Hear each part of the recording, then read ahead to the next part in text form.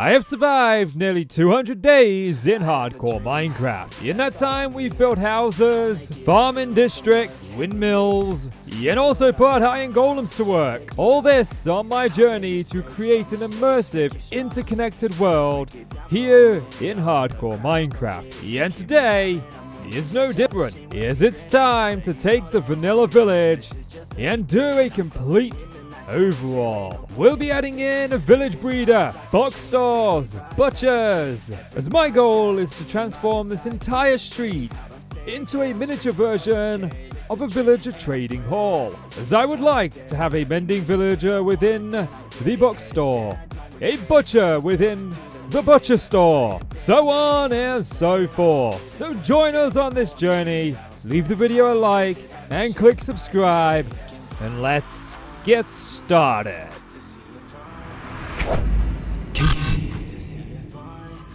Before we start the building phase, there's one thing that I need to take care of. You see, we're wearing this very lovely and fancy diamond armor, but only the helmet is actually enchanted. So it's off to the skeleton farm to get up to level 33. We could throw a protection 4 enchant on the chest plate, and we could roll the dice one more time for unbreaking protection 3 and thorns. Now all I needed was fire protection on the leggings and feather falling on the boots. So it was time to cycle through a few enchants till it gave it me. Well, it's been stingy with me.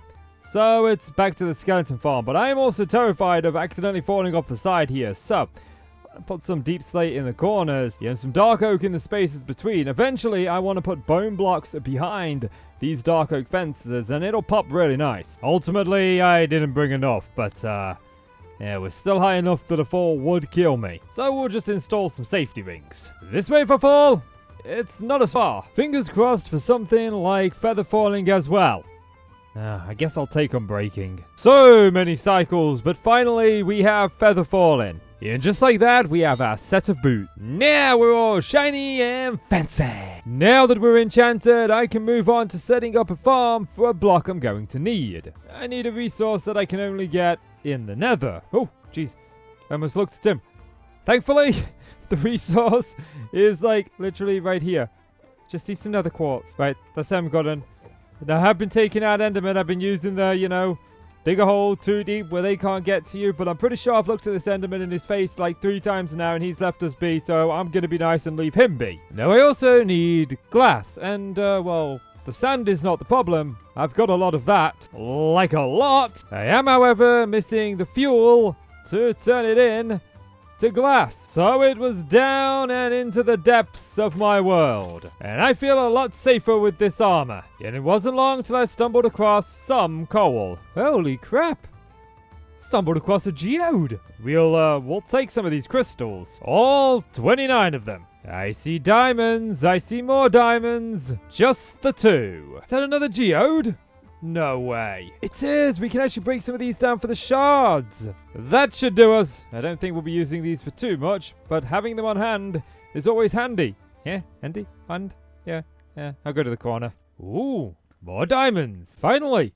I found more coal. I found freaking more geodes than I have coal. I did manage to find myself another vein, and another, and there was one final one. With my inventory full, it was time to head back to the surface, which brought me up, literally, right next to the sheep pen. Then I could finally load up the auto smelter and get my glass. Now the resource that I want is mud brick, which itself is going to require me converting a lot of dirt into mud. Then I could take the mud and some wheat, craft it into packed mud, take the packed mud, and make myself mud brick. And I kind of want a mixture of this. This looks really cool. But that process is a lot longer than I would like it to be. So we're going to make a little small farm to help speed things up. Since I am literally stealing somebody else's design, I'm not a redstone wizard, and I'm not going to show you step by step everything that I'm doing. It's not fair to the people who actually put this design together if I just copy their tutorial and then give you a step-by-step guide, and I apologize that I may disappoint some of you. But if you do want to know how to build this, I am leaving a link in the description to where I got it from. Now, I've got the contraption built, but I am missing the glass bottles and a diamond sword. The tutorial actually calls for a netherite sword, but shovel, not sword, shovel.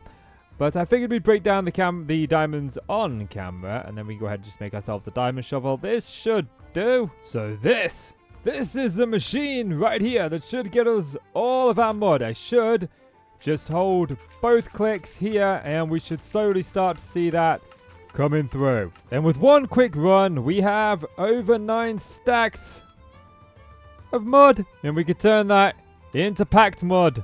Oh yes. And with that, I had all the resources I needed to start the first phase of building.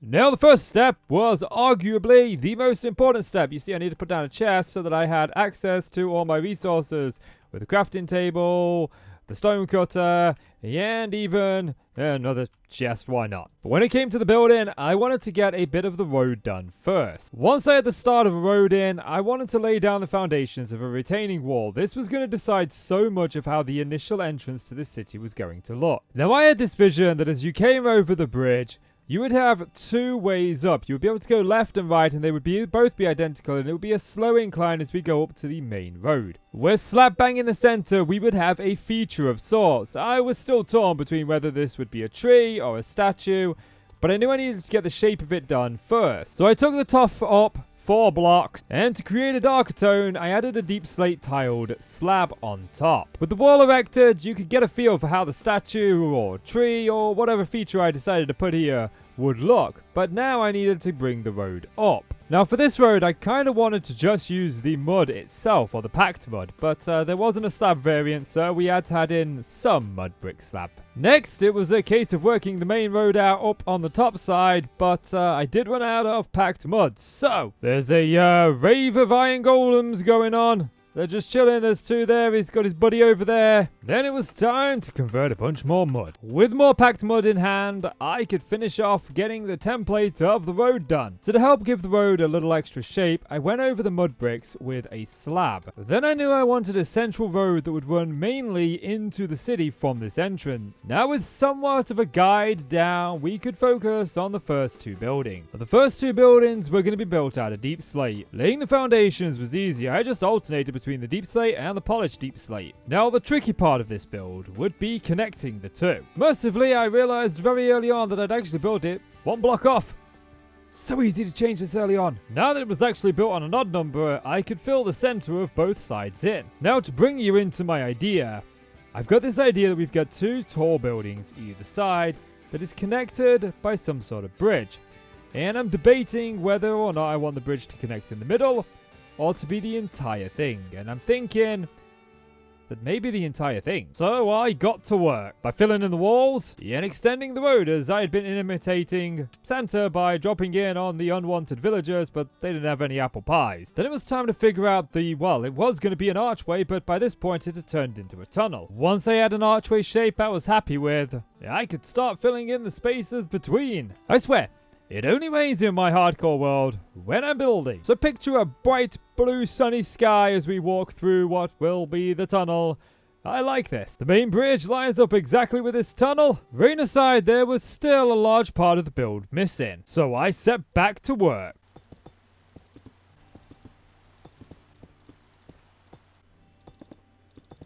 With the downstairs done, it meant that I could switch focus and focus on what was going to be going on upstairs. Now this was just one of many buildings that was going to go on this street, and I knew that I wanted the street to be colourful and a wide range of blocks being used, as it was going to be this style that would tie the builds together. So after I'd laid down the spruce, it was time to bring in the bone block. Now my goal at this point wasn't to detail the builds at all. That would come later on.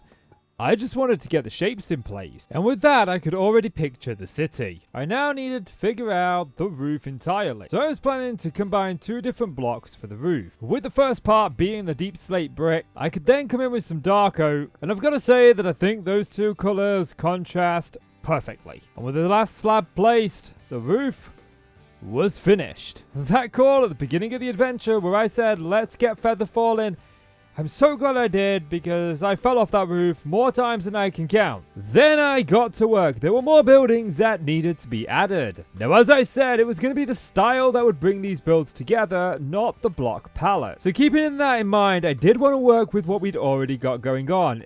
interlacing the brick and the regular, but this second building was going to be made out of tuff. Now, to keep it in line, I did kick it out just a block, but then I started laying in the foundations of the upstairs, which is where the earlier mentioned colours would come into play, as this part was going to be made out of pure granite. After I laid the granite, I wanted to make sure that the roof here stood out and it wasn't just a flat, completely blank canvas, so I decided to add in a bit of a pointy roof. And for once, I'd actually brought some slabs with me, and I quickly filled in behind the arch so that just in time for the sun to go down, I could turn around and get a bit of a feel.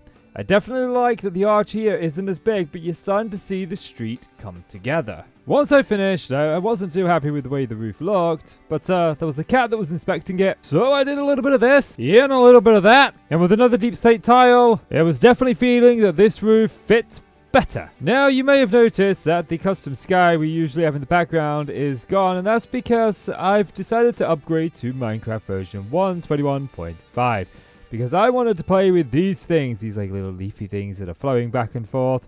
All these particles look so nice, but there is an Optifine out for that, so I've got to find another way of doing things like shaders, custom skies, and all of those things. I'm pretty sure that there are other options out there, I just need to do the research. With more work done on the roof, it was time to move on to adding in some more buildings. Now this one was going to house a villager breeder, so once again I needed to extend the road. Now, to keep the street feeling alive, I was again going to be pushing this building back by a block. And to keep it within the build palette, I was using the shiny stuff in the corners and the non-shiny stuff elsewhere, the technical term. Now, because of a mistake that I had made when building the big building here, it did mean this one was going to look a little bit funky, as it was going to be pushed back a block on either side. With the underside done, it was time to get the upstairs walls in place. So I placed down the slabs and the trapdoors. Now for the upstairs of this building, I wanted to shake it up a little bit by adding in some birch and then stripping it down. And then using some birch planks, then using some birch planks in the spaces in between. Then in the center, I added in the same pointy roof that we've been using in all of the other roofs so far. Now with that done, there was just one more addition that I wanted to make to this street before I completely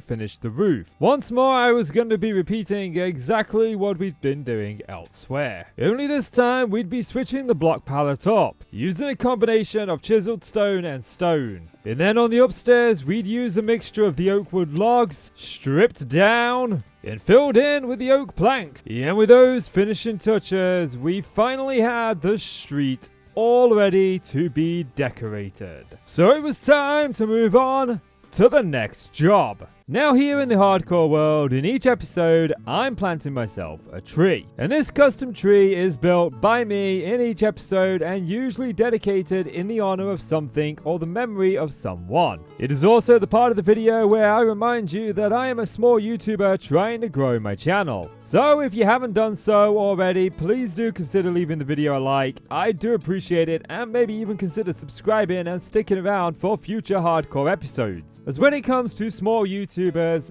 seriously, every single like and subscription really does help the channel out. And do consider that like and subscription. You can even become a channel member. Then I'll build a tree and put your name on it. Now I know I'm just a content creator with only a couple of thousand subscribers, but I do genuinely put in a full-time schedule when it comes to making these videos. As the last episode took over 100 in-game days to complete, and we are already 55 days into this project as well. And with another tree added to our world, it is my turn to say thank you very much for watching the video. This is such a derpy tree. And I'm going to continue with the theme of the last episode where we put the tree in the honor of the 750 Ti. This one is in the memory of the 1050 Ti, which was the graphics card that I bought when the 750 started to die. But unfortunately, there would be one Christmas when my wife would be cooking dinner and the steam from the dinner went into my office, and it claimed the lives of my PC, of a monitor, and various other things.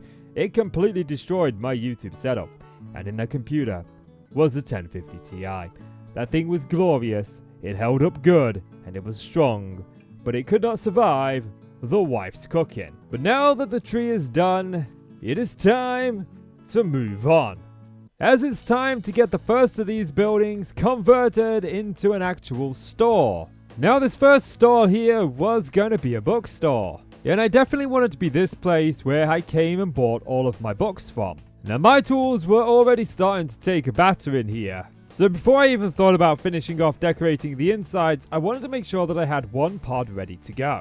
This meant I could open one of the houses and hope one of the villagers would pathfind up there. Which he did! And while his first enchant wasn't mending, I could just break the lectern, make sure that he lost his job, and replace it again. And I just needed to keep doing this until eventually he would have the trade that I wanted. Now we finally got a mending villager, I've locked his trade in. Now I've done a bit of a head count and I actually do have enough librarians to put in and finish off at least this one side. So I'm going to go let another villager out of his hellhole. I made a video about why us Minecrafters do what we do to villagers. I think they saw it because they've been very cooperative. Now when it comes to the villager pods, I do kind of want to keep things a little bit simple. And I'm curious, if I put that trapdoor there, can you get out? Are you safe? It looks like you're safe. Which means it's time to do an interior. Mayday! Mayday! We have an escapee! Back in! In you go! In. No, you're going the wrong way, sir! Okay, escaped convict back in. You get a window. And just like that, they're done. We're going to have mending, silk touch. Well, we got silk touch there, we got mending. I'm thinking fortune. And efficiency and unbreaking, they're going to be the ones that we kind of really want the most of. You know, they're not cured. We'll have a much bigger, much grandiose trading hall in the future. Right now, I just need access to them. We've got mending here. What have you got? You've also got multi-charge. You've actually gone cheaper. But I still need 35 emeralds. I've got 16. This guy's got a mending book trade for just 12 emeralds. That's like a third of the price of what you're doing it for. No, you're the silk touch guy. Than what you're doing it for. I'm sorry, mate. You're fired. Now that I actually have a mending book, we can go and put it on our pickaxe because the silky pick and the fortune pick are quite badly damaged. So I went ahead and I got myself a second mending book just so we've got them both on the pickaxe. And now I need to go and repair these up. I figured I'd stop off by the carrot field and harvest it up. We need carrots for the villager breeder. Wow, that's a lot of carrots. So when it comes to this design, I'm combining something that I think would work better and suit my needs more than what the video is showing. Now the video does show you how to build a really good villager breeder and we'll be using parts of it. But for this one, I think that I'll be able to get exactly what I want by just making a few alterations. So first of all, I'm going to worry about the chamber where the new villagers are going to be stored, which is kind of right here. Which I immediately decided to raise up a block. Now my plan is to create a room where the villagers will be stored, and then I could just come in here, open this up, let a villager out, and he can go about doing his thing, hopefully pathfinding where I need. This may be problematic in the future, but right now I just need the ability to get villagers. Now the next part is getting the funneling system in, as I would like them to kind of walk over here and fall down. Hopefully an open trapdoor will accomplish just that. Yeah, and we'll stick a slab right here so it's only the small baby villagers that want to go to sleep that'll go like, oh, bed's down there, let's go, jump down there. Now I've got 2 composts up there and I've freed 2 villagers, so hopefully they find their way up there. You're going the wrong way, sir. Your workstation is all the way up there. These guys are actually behaving today. Now we've got those in, we can go ahead and plant some carrots down. And they're already gossiping, but they need to be able to throw carrots back and forth, so we'll give a bunch of them to this chap. And then we'll give them a little bit of time and see if we get any babies down here. And while we give the villager breeder a little bit of time to run, I can finish decorating this side of the bookstore. Now the first thing that I wanted to do was add in a bookshelf where we could store a bunch of our books. So I grabbed some of these chiseled bookcases and used a dark oak trim, throwing in some stairs. Then on the top I grabbed a couple of trapdoors and hung myself a lantern. Now I knew this place was going to have a second store, so keeping in theme with the spruce, I started the staircase. It did mean the lantern kind of had to go, it was in the way, but I could start on the second floor. So I revisited the idea of the hanging chain, this time using an up-down stair and a slab. And to really bring it in, I decided to add some more of the trapdoors. Again, I wanted to keep this build uniform, so I decided to add some trapdoors to the stairs, strip down the spruce, and using dark oak to add in a couple of supports. Then on every other one we could run it across the roof.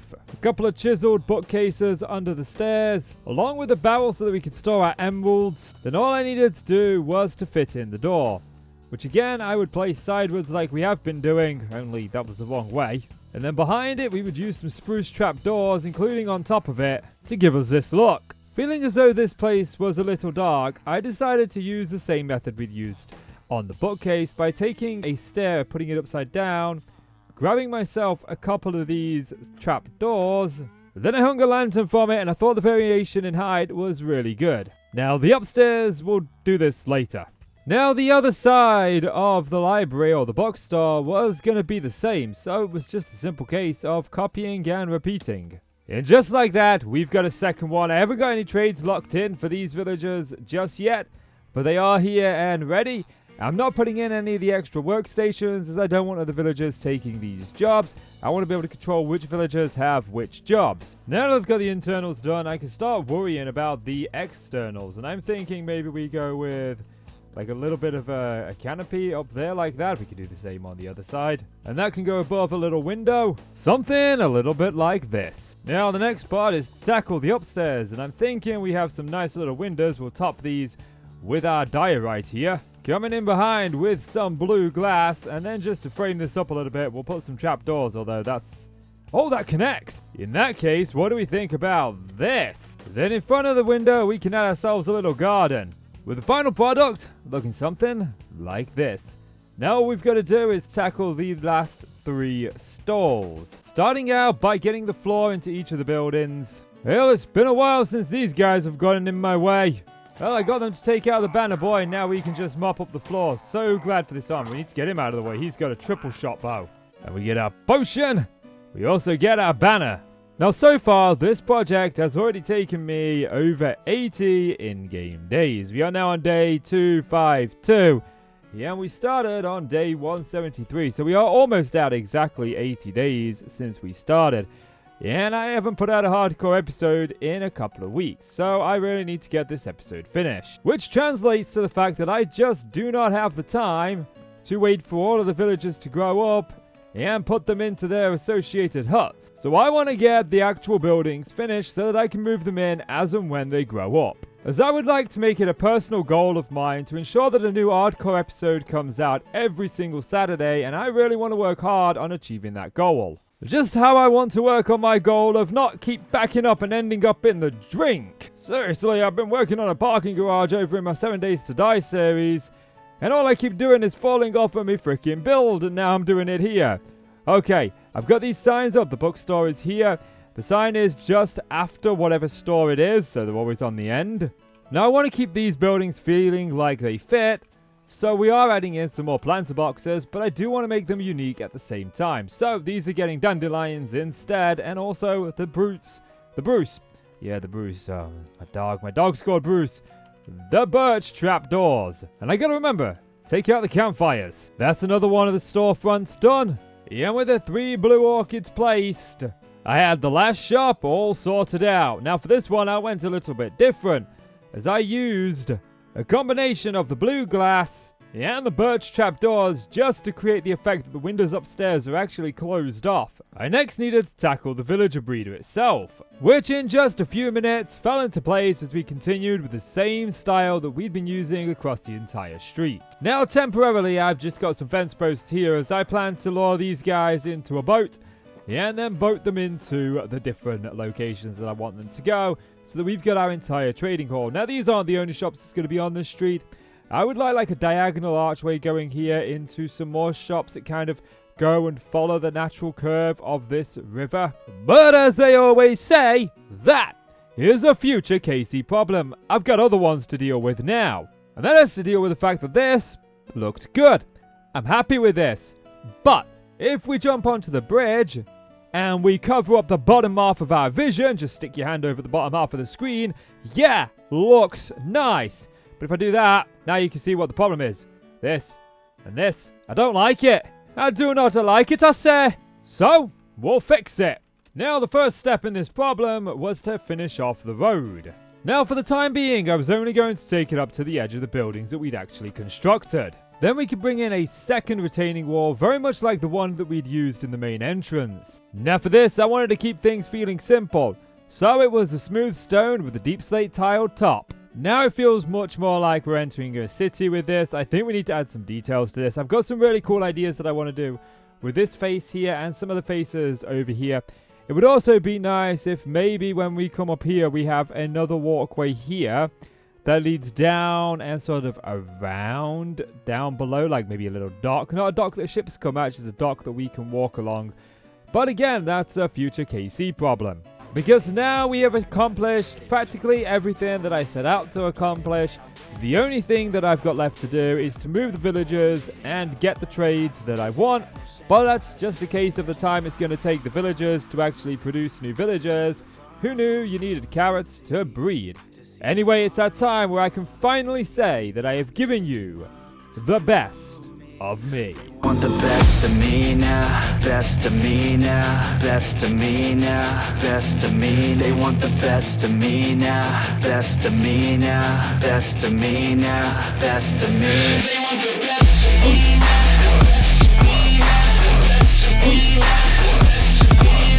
We have now survived 257 days in my hardcore, hopefully forever world. Now I just want to say I apologize for the length of time between the two episodes. I just had a very busy beginning of May, but I'm finally back on track and we should be getting new episodes of the hardcore series. I'm aiming for every single Saturday a brand new one, and I want to try and do more in each of the episodes, and I know exactly what we're going to be doing next, as I want to tackle the Totems of Undying and that Pillager Castle, but we'll see if plans change or not between then. As always, thank you so much for the support on these series. The hardcore one seems to do really well, and I'm eternally grateful for every single one of you that enjoy this series as much as I enjoy making the videos.